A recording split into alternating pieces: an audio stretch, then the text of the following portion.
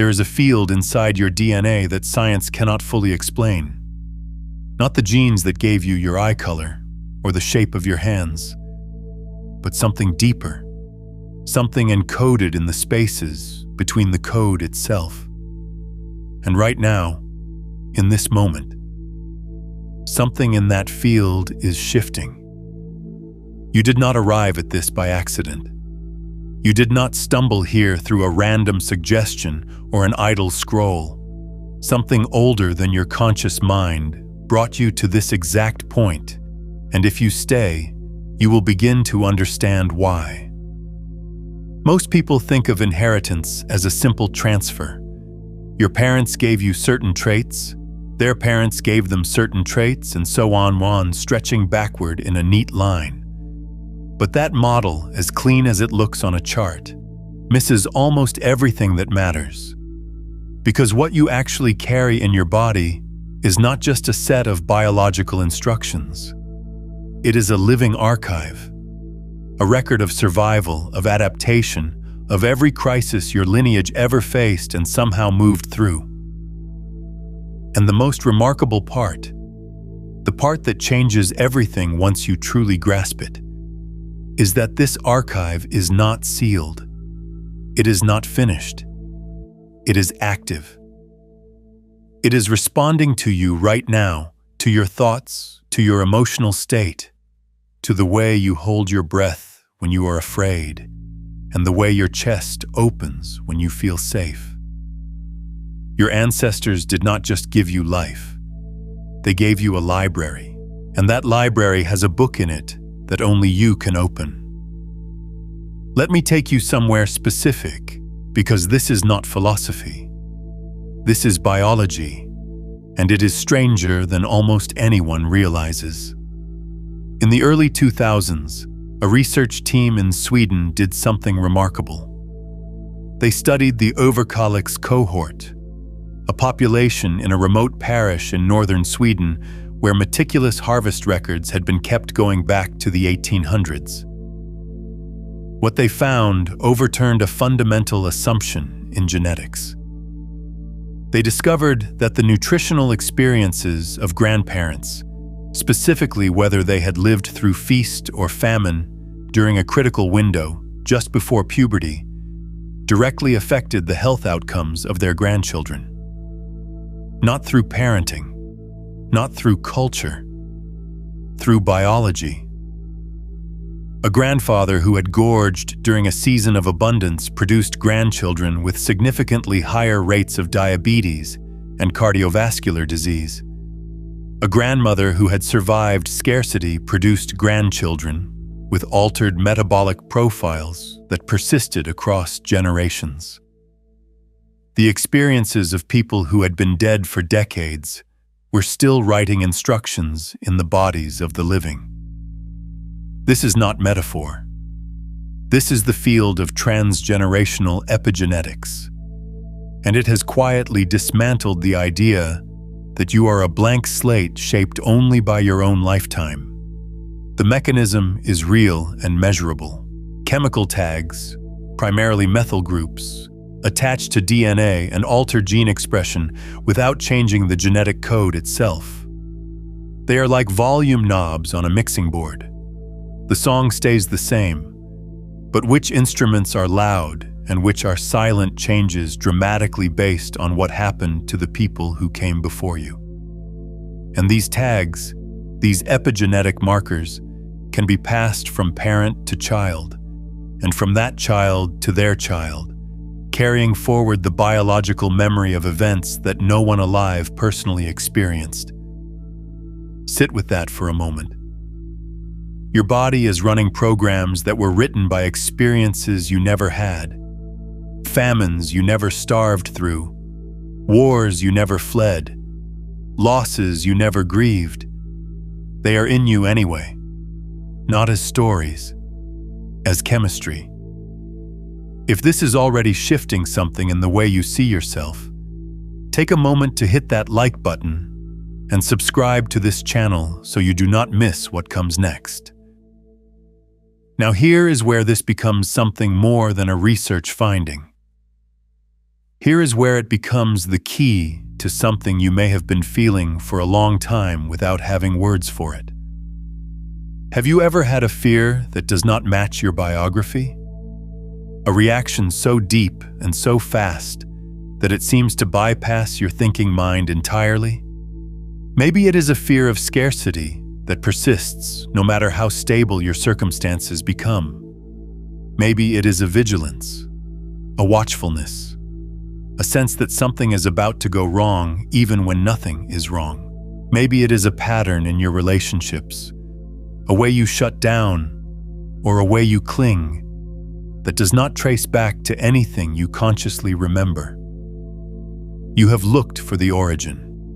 You have gone through your childhood, your early memories, your formative experiences, and sometimes you find a partial explanation, but sometimes you find nothing.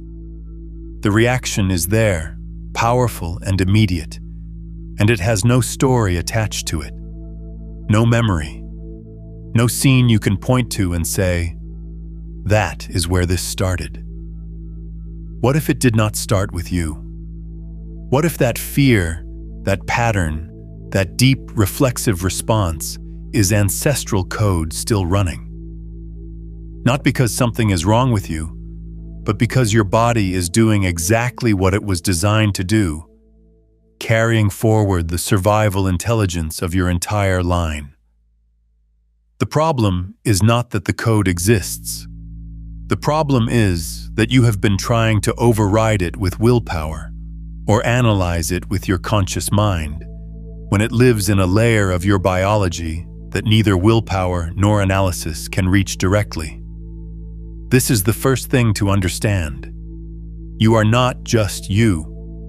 You are the leading edge of a lineage, the latest expression of a chain of consciousness that stretches back further than you can trace. And that chain is not passive. It is not a dead record gathering dust.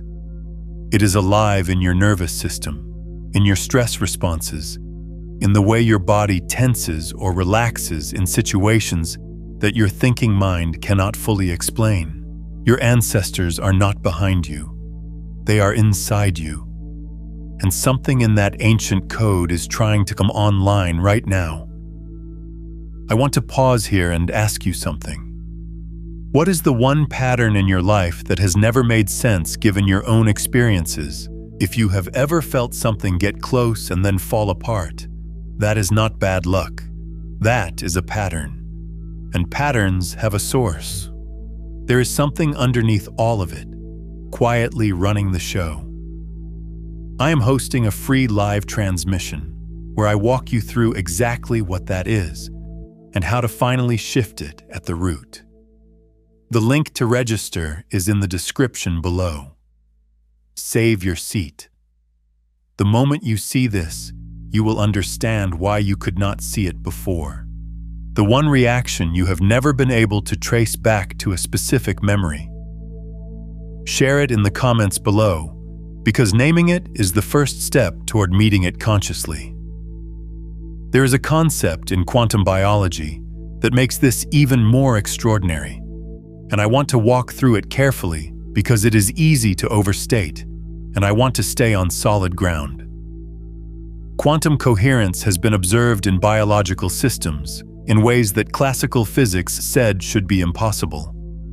The most well-documented case is in photosynthesis. When a photon of light hits a chlorophyll molecule, the energy does not travel through the molecular structure the way a ball rolls down a hill, testing one path at a time. Instead, it enters a state of quantum superposition, exploring all possible pathways simultaneously and arriving at the reaction center with near-perfect efficiency. This was confirmed in a landmark 2007 study published in Nature by Fleming and colleagues at Berkeley. Biological systems, living systems, appear to use quantum effects to process information in ways that are vastly more sophisticated than classical mechanics would allow. Now, no one has yet proven that human DNA operates through quantum coherence in the same measurable way. That research is still in its early stages, but the principle it reveals is profound, and it maps onto something you can feel in your own experience if you pay close attention. The principle is this: living systems do not process information in a simple linear sequence. They explore multiple states simultaneously. They hold paradox. They operate in a space where a thing can be both this and that until observation collapses it into one expression. And your DNA, with its billions of base pairs and its epigenetic overlay, is the most complex information processing system in the known universe. The idea that it operates purely through mechanical, classical processes is not just unlikely. Given what we now know about quantum biology, it is increasingly difficult to defend. What does this mean for you, sitting here, listening to this? It means that the ancestral information in your body is not a fixed program. It is a field of possibility. The epigenetic tags that your grandparents' experiences wrote into your biology are not permanent tattoos. They are more like settings on a dial, and the dial can be turned. This has been demonstrated in laboratory conditions. In a now famous experiment at Emory University, researchers trained mice to associate the scent of acetophenone, which smells like cherry blossoms, with an electric shock. The mice developed a fear response to that specific scent. Then the researchers bred those mice.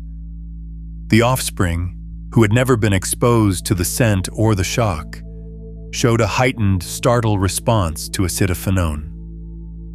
Not to other scents, to that one. The fear had been inherited biologically. But here is the part of the study that matters most for what we are exploring.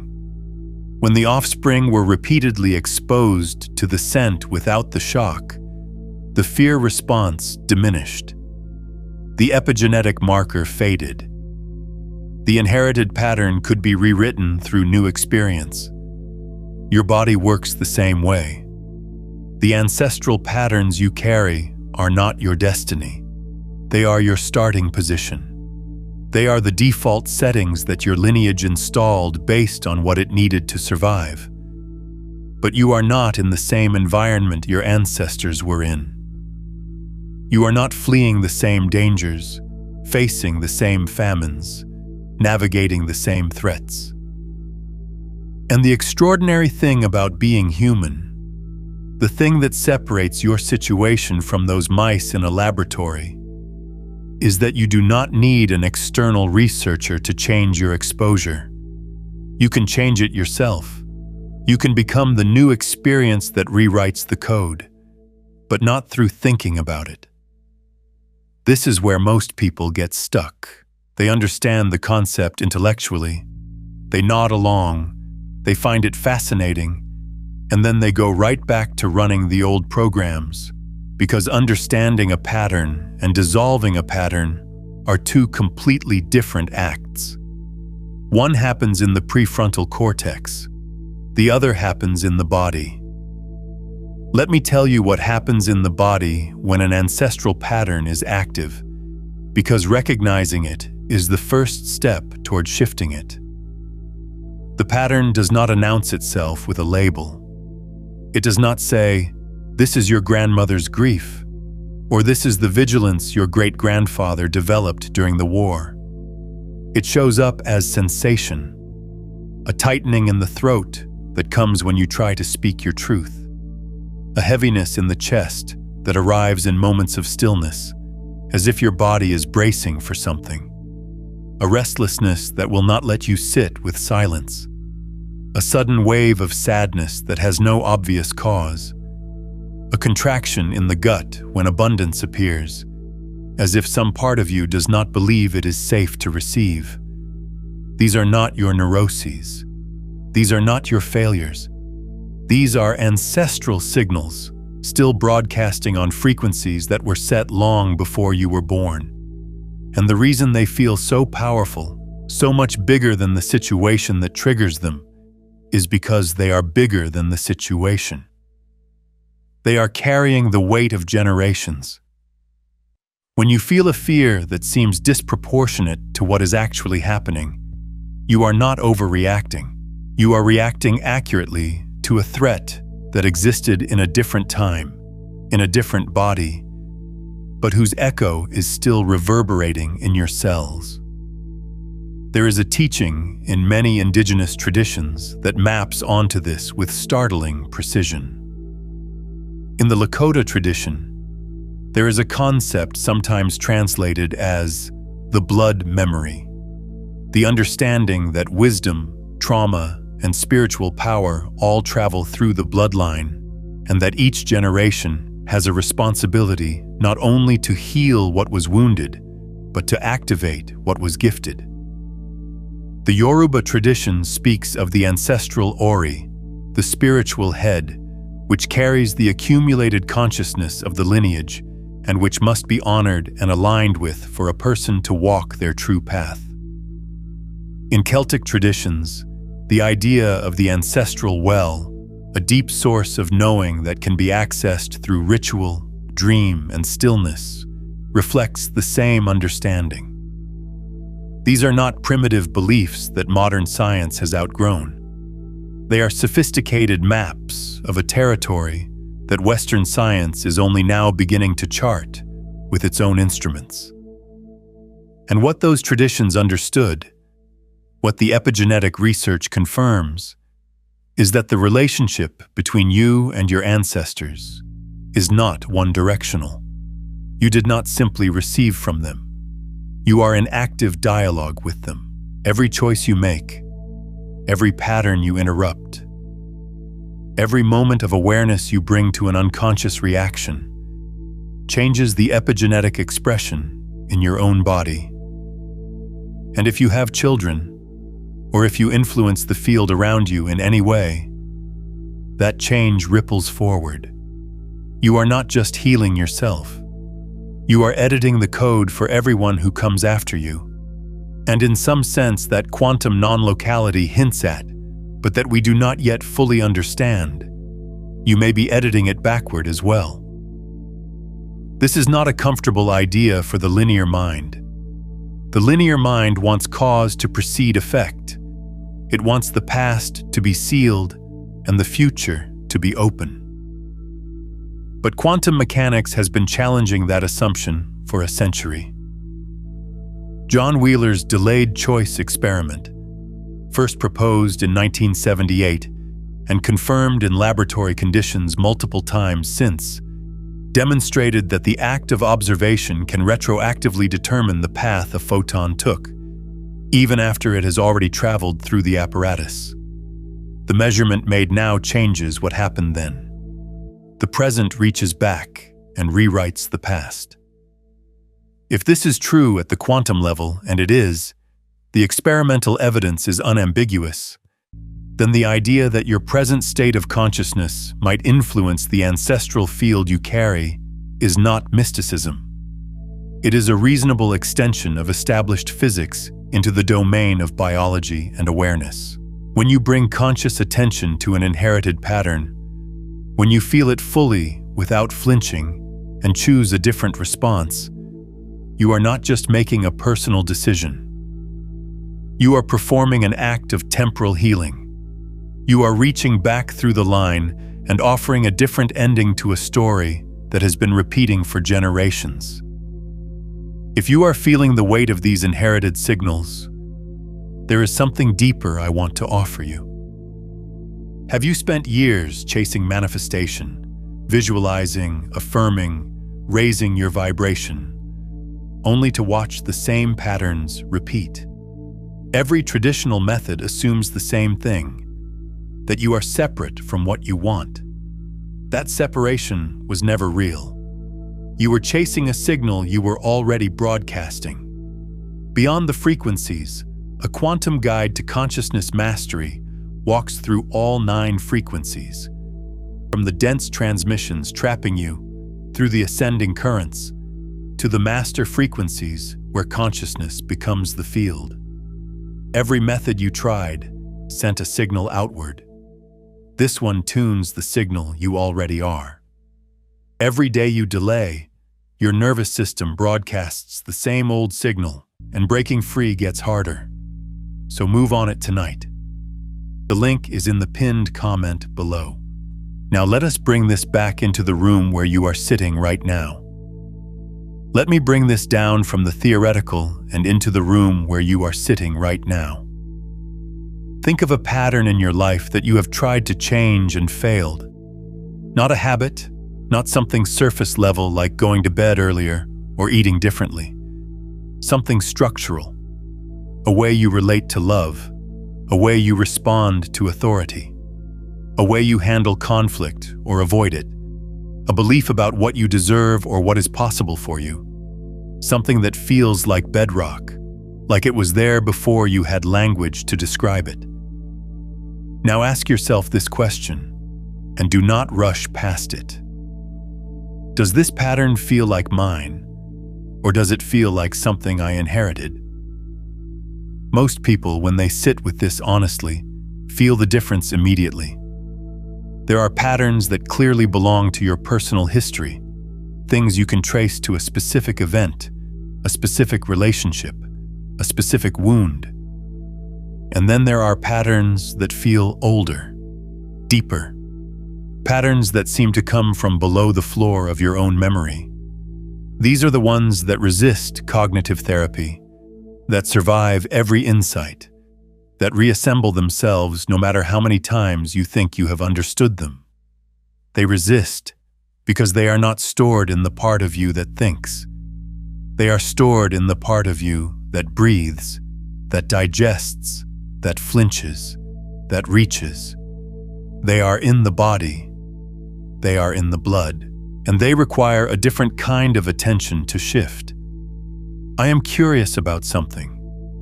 As you sit with this, have you ever had a moment where you suddenly felt an emotion or a knowing that you realized could not possibly have come from your own life experience? Tell me about it in the comments. These moments of recognition are more common than most people admit, and hearing yours might help someone else finally understand what they have been carrying. Here is what that attention looks like, and I want to be precise about this because vague instructions produce vague results. The next time you notice one of these deep patterns activating, and you will know it by the speed and intensity of the reaction, by the way it seems to hijack your nervous system before your conscious mind can intervene. I want you to do something counterintuitive. Do not try to stop it. Do not try to understand it. Do not try to replace it with a positive thought. Instead, locate it in your body. Find where it lives physically. It will have a location, a texture, a temperature, a shape. It might be a knot below your sternum, a band of pressure around your skull, a hollowness in your pelvis, a burning in your hands. Find it, and then do the hardest thing. Stay with it. Breathe into it.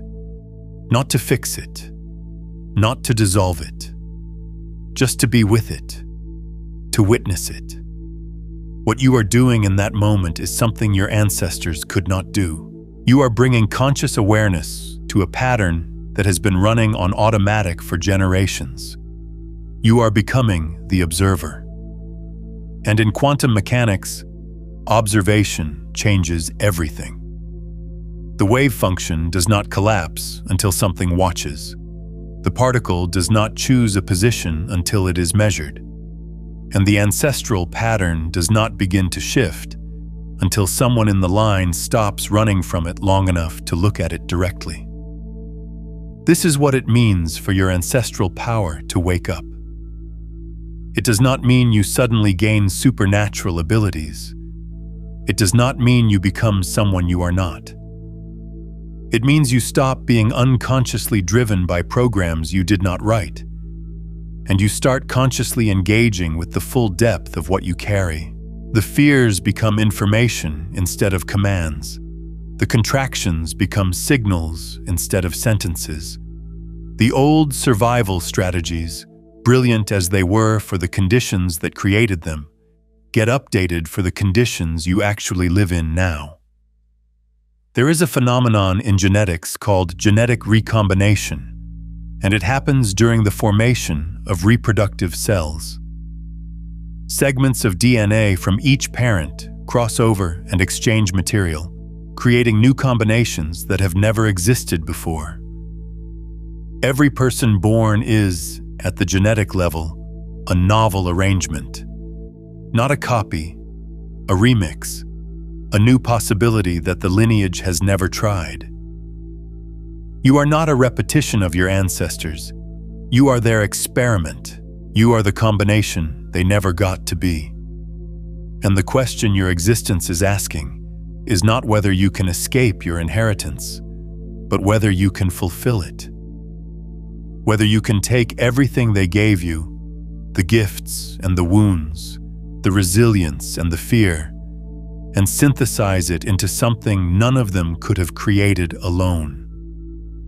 This is what I mean when I say your bloodline is waking up. It is not a mystical event happening to you from the outside. It is an evolutionary event happening through you from the inside. You are the point in the line where unconscious inheritance becomes conscious choice. You are the place where the pattern either repeats or transforms. And the fact that you are here, listening to this, feeling something stir in response to these words, is itself evidence that the transformation is already underway. Because a pattern that is not ready to shift does not seek out the information that would shift it. The very impulse that brought you here is the ancestral intelligence beginning to reorganize. Let me go deeper into the science for a moment, because there is a layer to this that most people never encounter, and it changes the entire picture. In 2012, a team of researchers at the University of Cambridge published findings on what they called transgenerational epigenetic inheritance in C. elegans, a simple roundworm that is one of the most studied organisms in biology. They found that epigenetic changes induced by environmental conditions could persist for at least 3 to 5 generations, and in some cases longer, even when the environmental trigger was removed. The worm's great-great-grandchildren were still expressing genetic modifications that had been prompted by conditions their ancestors faced. But the most striking finding was about the mechanism of transmission. The epigenetic information was being carried not just through the standard chromosomal DNA, but through small RNA molecules, tiny fragments of genetic material that could move between cells and even between organisms, carrying regulatory instructions that altered gene expression in recipients. Small RNAs. Think about what that means. Information traveling not through the rigid structure of the double helix, but through mobile, fluid, almost messenger-like particles that can cross boundaries and deliver instructions. This is not the static, mechanical genome that 20th century biology described. This is a living, communicating, responsive information network. And it is inside you right now, processing signals from your environment, your emotional state, your thoughts, and deciding which genes to amplify and which to silence based on the totality of information it is receiving. Your inner state is not separate from your biology. Your inner state is a biological signal. When you sit in chronic fear, your body reads that as a survival environment and activates the epigenetic programs that match: inflammation, hypervigilance, suppressed immunity, shortened telomeres. When you cultivate genuine safety, not the idea of safety, but the felt experience of it in your nervous system, your body reads that as a different environment entirely and begins to express different code. The genes do not change. The expression changes. And that expression, the version of your genetic potential that is actually active in your cells right now, is the version that gets passed forward. This is why the inner work is not optional. This is why meditation is not a luxury. This is why the practice of bringing conscious awareness to your inherited patterns is not self-indulgence. It is the most consequential thing you can do. Because you are not just managing your own psychology, you are curating the biological legacy of your entire line. Every moment of genuine presence, every time you meet an ancestral fear with awareness instead of reactivity, you are literally rewriting the instructions that your body will pass to the future. And this brings us to something that indigenous wisdom keepers have said for thousands of years, and that the Western mind is only now beginning to hear. Healing is not individual. It moves in all directions through time. When you heal something in yourself, you heal it in the line. Not metaphorically, epigenetically. The pattern that has been running for 3, 5, 7 generations meets a point of conscious contact in you, and the signal changes. The volume knob turns. The gene that was screaming goes quiet. The gene that was silenced begins to sing. There is a practice I want to offer you now, and it is specific to this understanding. It is not a generic meditation. It is designed to work with the precise mechanism we have been exploring. The dialogue between your conscious awareness and your inherited epigenetic field. Find a comfortable position. You do not need to close your eyes, but soften your gaze. Let the visual field become peripheral rather than focused. Take 3 breaths, and with each exhale, let your attention drop lower in your body.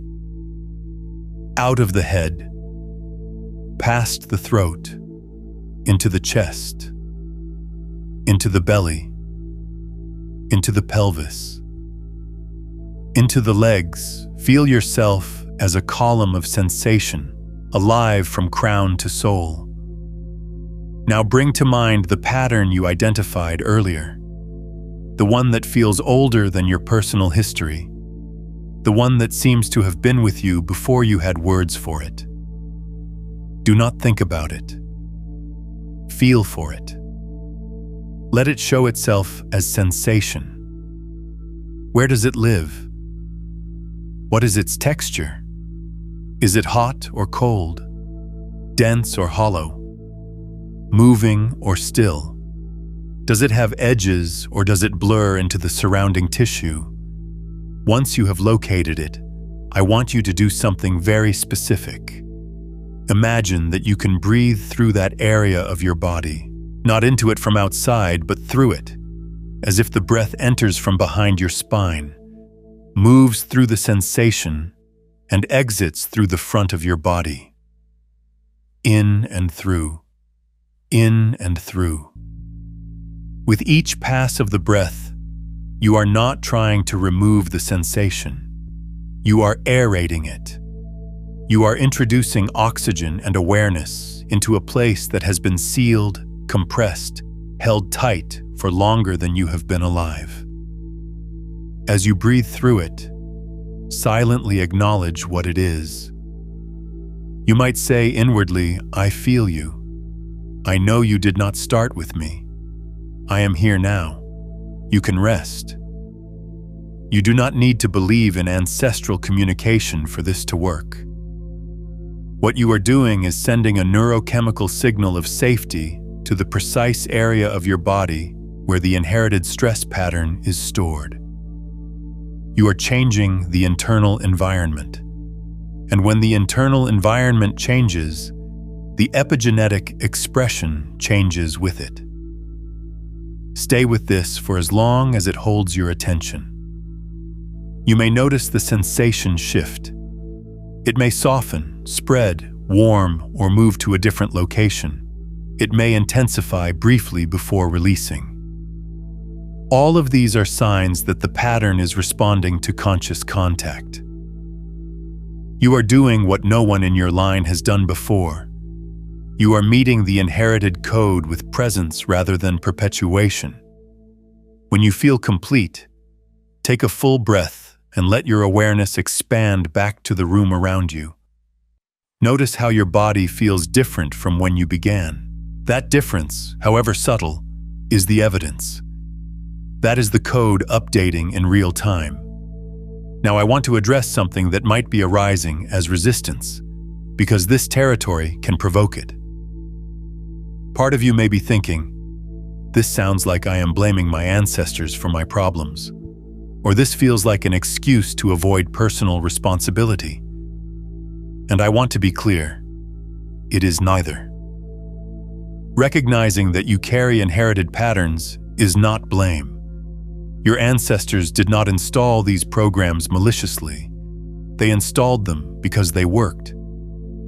The hypervigilance that makes your life difficult now kept someone alive during a period of genuine danger. The scarcity mindset that limits your abundance now helped someone survive an actual famine. The emotional shutdown that prevents intimacy now protected someone from a grief that would have destroyed them. These patterns are not flaws. They are monuments to survival. They deserve respect even as they are released. And recognizing them is not an excuse. It is the opposite. It is the deepest form of responsibility. Because once you see that a pattern is inherited rather than chosen, you also see that you are the one who gets to choose now. Not your grandmother, not your great-grandfather. You are the conscious point in the line. You are the one with the awareness to see the code and the freedom to respond to it differently. That is not a reduction of responsibility. It is an enormous expansion of it. There is a concept in physics called symmetry breaking. In the early universe, all forces were unified, indistinguishable, operating as one. As the universe cooled, symmetries broke, and distinct forces emerged. Gravity, electromagnetism, the strong and weak nuclear forces.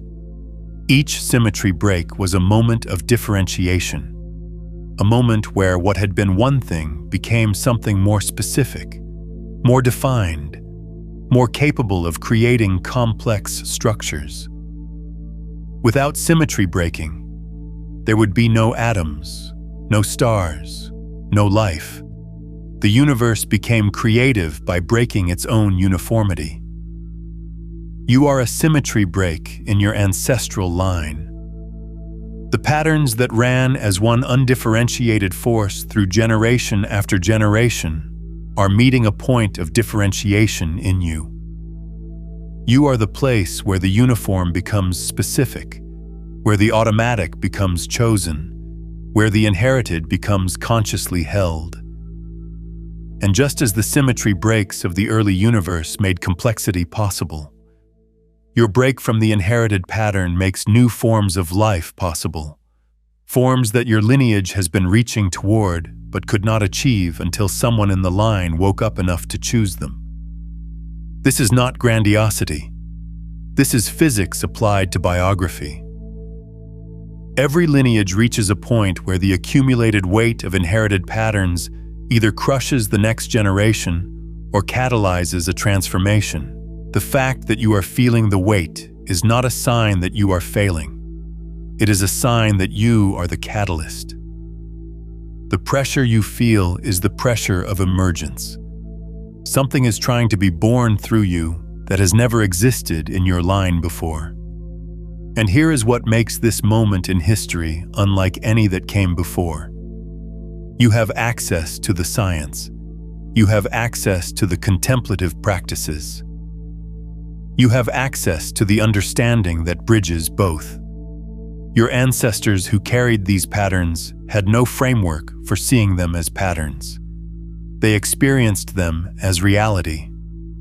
The fear was not a program, it was the world.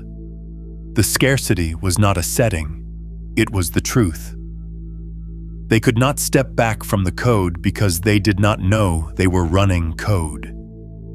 You do. You can see the program and the programmer. You can feel the inherited reaction and choose a different response. You can honor the survival intelligence of your line while updating it for the world you actually live in. Consider coming back to this video each morning for the next 7 days.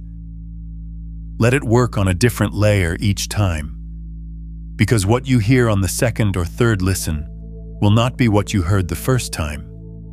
Your nervous system will be in a different state, and different parts of the ancestral code will surface for conscious contact.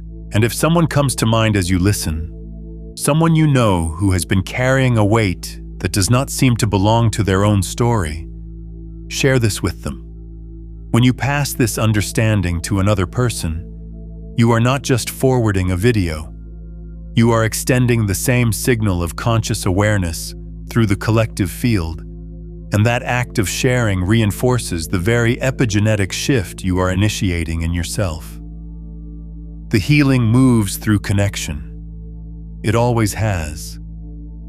This is the convergence, the science of epigenetics confirming what the wisdom traditions always knew. The quantum understanding of observation and measurement illuminating why conscious awareness is the most powerful tool you have. The biological reality of transgenerational inheritance giving substance to the intuition that you are more than your personal history.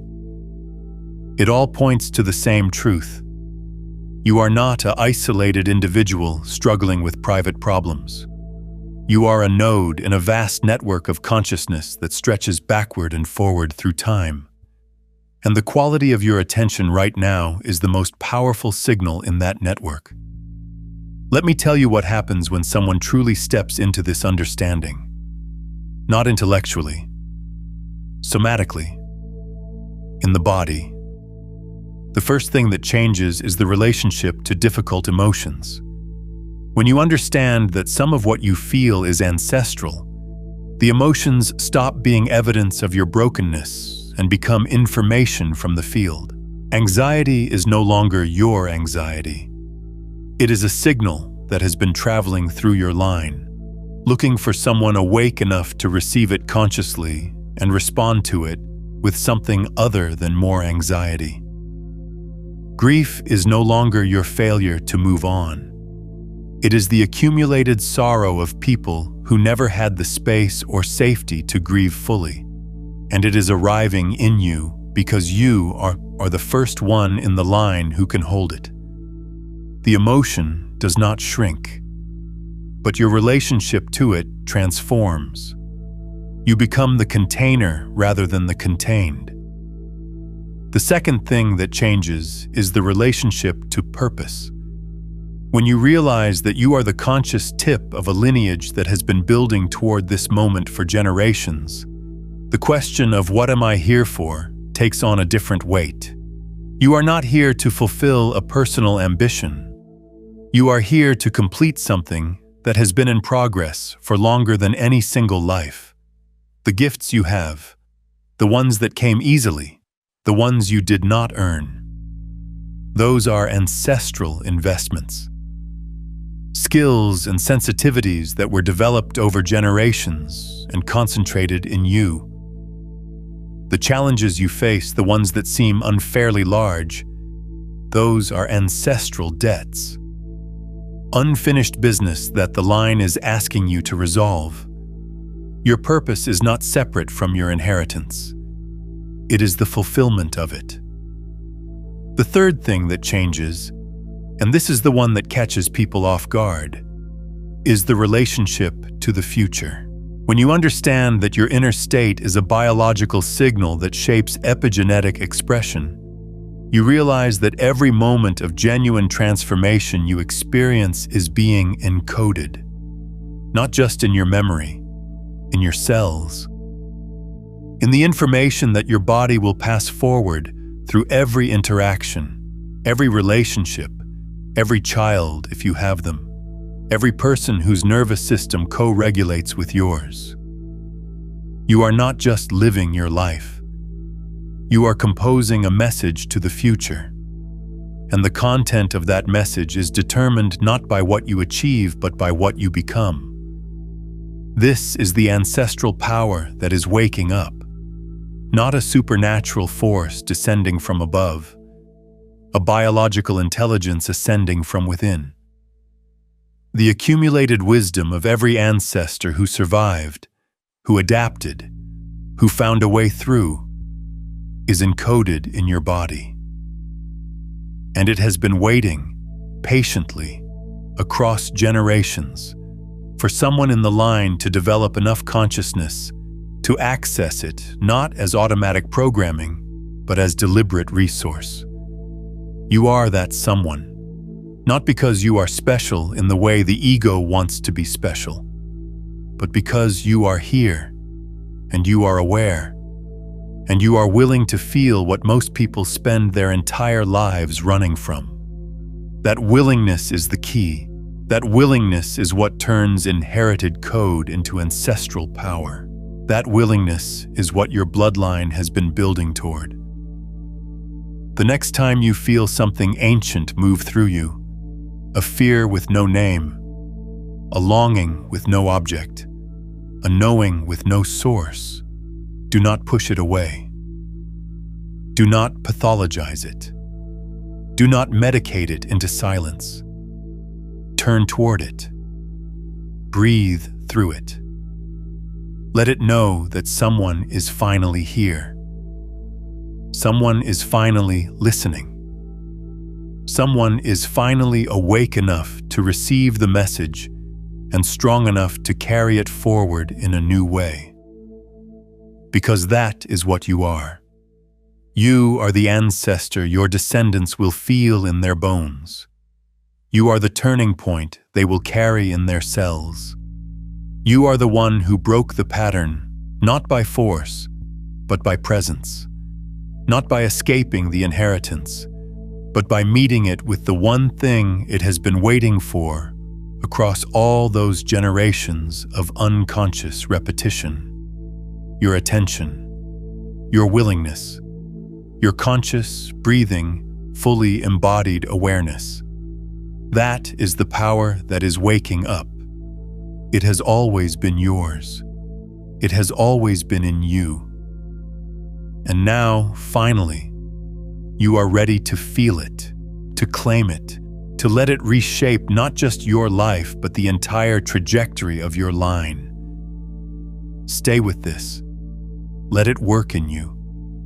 And if something in these words stirred something you cannot quite name, something that felt older than you and larger than you and somehow exactly like you, trust that feeling. It is not your imagination. It is your blood remembering what your mind never knew. And it is the beginning of everything your lineage has been waiting for. If this reached something deep in you, something that felt like recognition rather than information, subscribe to this channel. Not for content, for continued contact with this frequency. Leave a word in the comments, one word that describes what you felt while listening. And share this with someone who you sense is carrying something inherited, something heavy, something ready to shift. Because this work does not happen in isolation. It moves through connection. It always has. And the fact that you are here means you are already part of how it moves.